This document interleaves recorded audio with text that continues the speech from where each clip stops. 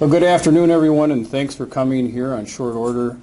We're still in the midst of a major endeavor for not just the Madison Police Department, but for other law enforcement agencies that are partnering with us. And so we're going to give you a sense as to what we're doing, why we're doing it, and where we're at.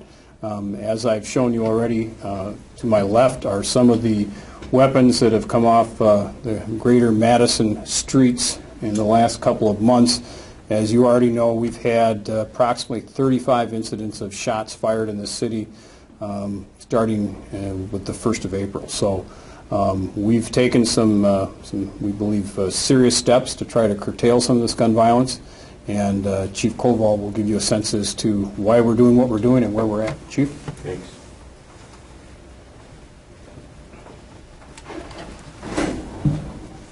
Well, I think in a nutshell, when you have 35 incidents separately of shots fired in our city, and I mean our entire city, it's not exclusive to one sector, one district, or one half of the town, east or west. It's everywhere. And we've had spiraling violence in the sense of innocent third parties that are being involved. When you have a woman trying to drive her car in the middle of the day down Park Street, a major arterial street, almost getting hit by gunfire. When you have a 49-year-old man who's struck in the arm by gunfire on a quiet residential cul-de-sac. When you have a woman who receives a ricocheted round in a street tavern out on State Street. And when you have children who find an errant round in their bedroom when all they're doing is try to do their homework, that's a problem. And we are now turning up an octave from this being just merely thought of as shots fired to an aggressive campaign of homicide prevention. Nothing short of it. This is homicide prevention. We have to do something to stem the tide of what's been occurring. And to that extent, then, we have created a coordinated surgical strike team, if you will. It's comprised of literally gleanings from every branch of the Madison Police Department. Every unit I have is being asked to sacrifice their current workload, and it's all hands on deck. And that goes from police officers all the way up to assistant chiefs. And we are coordinating and cross-pollinating with a number of our federal agency and state partners, as also with the town of Madison. We're also enlisting the support of the district attorney's office because we have some bad actors that we need warrants written on, because one of them at least we know is out of state and we have good charges on him, and we want him brought back to face those charges here in the city of Madison. So over the course of the last 48 hours, we've identified a number of players that we believe have either got probable cause for independent charges and have used or threatened violence and weapons. They're involved in gangs, and we also have warrants on others for independent charges. The key is that we want to take these people off the street and do it now. And in the past 48 hours, we've already removed 7, and we're endeavoring to get even more of them, because this is sort of where we've drawn our line in the sand on this matter. And while, of course, it would be naive to assume or presume that we can stop it altogether, we do believe we can make an impact in its delay. And that's what our hopes are. As you can see, these are not child's play sort of weaponry, significant, and this is what the officers are coming up against every day in the fields. And so we're very clear, none of those shots fired calls had anything to do with BB guns or pellet guns or anything else like that. Real guns that can do real damage to real people. So to that extent, we have made some inroads, and we're continuing to do so. And if there are questions that you would happen to have for us, we'll take those now. But we just wanted, going into the long holiday weekend, to give the public a sense of confidence that the Madison Police Department is not sleeping on this issue. Quite the contrary. We have been making strides daily to govern our intelligence, see what is actionable and legally defensible, and then act on that intelligence in a way that takes people that put others at risk off the street. Chief Joel mentioned the investigation's ongoing, but how much can you tell us detail-wise about the difference between a shots fired investigation and a homicide prevention investigation? I mean, when you say all hands on deck, what does that entail? We are becoming a department that is frankly living on borrowed time, Pete. At this juncture, it's literally only but for the grace of God and circumstances that we haven't seen an innocent third-party person killed. It's becoming entirely self-evident to us that as our daylight hours expand, as the weather continues to warm up until now, we've had those barriers known as homes or walls to insulate some of our folks. Some of these have occurred at nighttime hours. And to that extent, there is a sort of quasi-barrier to prevent people from getting killed. But as we've seen, particularly in the last 2 weeks, as is the case out on Colony Court, we do have a heightened concern that unless we do something affirmatively to stop the proliferation of these calls, it's just going to be a matter of time before some innocent person is literally killed owing to this sort of reckless behavior. Chief, you mentioned that you've made 7 arrests so far. Do you have an idea of how many people are out there, how many more you expect to arrest or hope to arrest? Well, typically when we've identified our primaries and they're on ice and you start to interview and interrogate or have them try to want to leverage their positions, that invariably turns into secondary and tertiary levels. So we're not going to confine ourselves to the original list. That list will be expanded as needed to see who else is involved with culpability in these matters. Chief, can you say anything about there was an arrest, it seemed like yesterday, under the Beltline on Todd Drive? Was that connected at all to this? It was. Okay. That's one of the suspects? Well, again, remember, at this juncture, we're still making our cases because there's been so many on shots fired.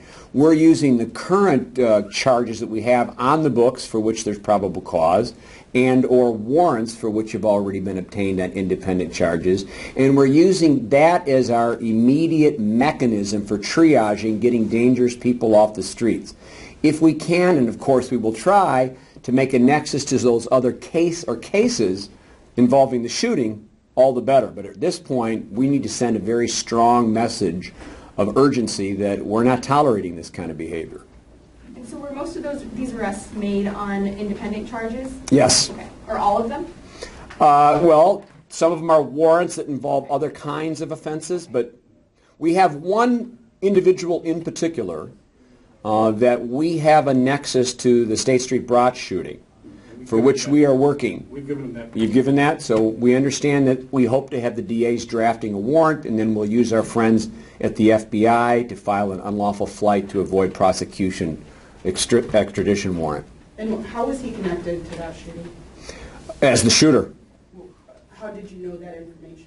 Well, beyond that, that would go into some of our sources of information. Until we're ready to publish that, we're going to stay silent.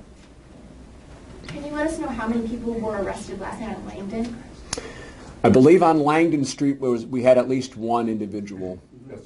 One. And Chief, we have tied a couple of those other people into shootings that we don't have probable cause yet. We do believe that. Yeah, as is the case, we have at least 2 individuals that have been inculcated and drawn in on one shooting, fact certain that we know of.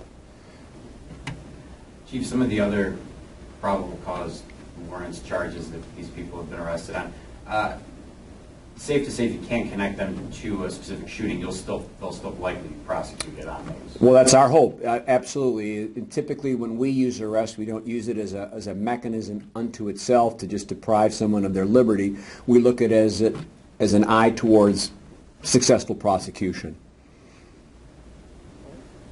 In your blog, you mentioned using eyewitnesses as well to locate some of these people. When you're interviewing witnesses, how do you gauge who's giving you the full truth, who maybe is giving you selective information? It seems like that'd be a tough job for officers to have to go through all these witnesses and kind of figure out who's actually giving you the real story. Well, yeah, anytime you're dealing with witnesses, you're gauging them for their measure of truthfulness, veracity, if there is some sort of an agenda of sorts. But that's as is the case with any sort of thing. And quite frankly, there's an awful lot of witnesses who, through no sense of mens rea or bad intent, just because of where they were standing or seated or what the lighting conditions were, there's always things that that can affect a witness's perceptions. That's not to say that they're withholding anything. That is their perception.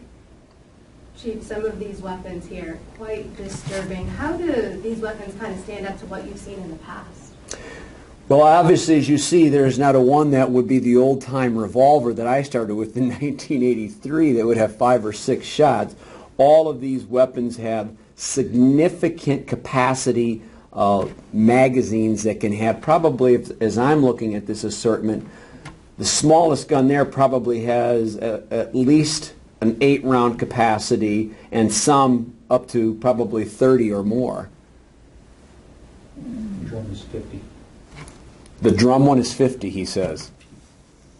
You mentioned FBI involved in your blog. Yep. Any word on, can any of these have actually been sold here? I mean, how does someone get one? Well, again, the FBI is my old alma mater, and I want to give them all the props I possibly can, but this is actually the purview of ATF. That's their sort of subject matter expertise, and they are going to be assisting us in the sense that at least one of these weapons have been recovered off of a suspect that has a stolen serial number that is ascribed to be stolen. So they help us with the identification, the tracking, and the tracing of these weapons, but most importantly, they also have the technologies available that as our officers are collecting shell casings, those all have sort of their own unique sort of fingerprint, if you will. And all that information is ultimately cataloged, stored, and we're looking at where there is cross-comparative data to suggest that it's coming from a gun or a certain set of guns and who owns them and so forth. So ATF has been very helpful to us in this operation. How instrumental was the new violent crimes unit? Oh. From their inception, VCU has been literally the tip of our spear in creating a coordinated response unlike any I've seen since I joined the department in 1983. Owing to their specialization and their collaboration, they all own every case. And in that sense, no one has to ever try to worry about getting up to speed on the case should one detective want to actually go on a days off vacation. Victims are better served. The alacrity and the urgency of the cases is more pronounced. And I think in that sense, the intelligence that's gathered in one central spot has less redundancy and ergo more efficiency in the way they respond. Once again, does it make it more difficult? You got some of these guns with serial numbers filed off them. How does that kind of become a challenge? That is more challenging, but again, our friends at the ATF have incredible sophisticated forensics and technology, and if there's any means of recovering or retracing that, they're the ones to hand them over to. So we're confident in their abilities, of course. You mentioned this being a multi-agency effort. With the gang relation in part of it, how are we tackling that? Well, actually, I would say in this particular series of cases and arrests, our gang unit has probably been critical to the point of seminal.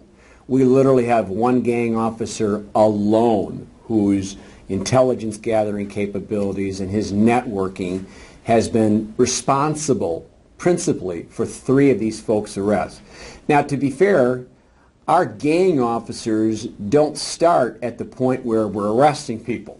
The whole point of emphasis with a gang unit is that they want to, first of all, create relationships. Once relationships of trust are built, they're hoping that they can then be that sort of life vest, if you will, to offer different choices of getting away from the life. So what we're seeing here is in the progression of things, obviously we build relationships. That notwithstanding, where they're going to have to work earnestly to use preventative mechanism. Prevention is key.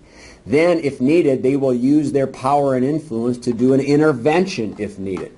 But now that next cycle of what a gang officer or gang detective has to do is there is a time, there is a place where suppression has to rue the day.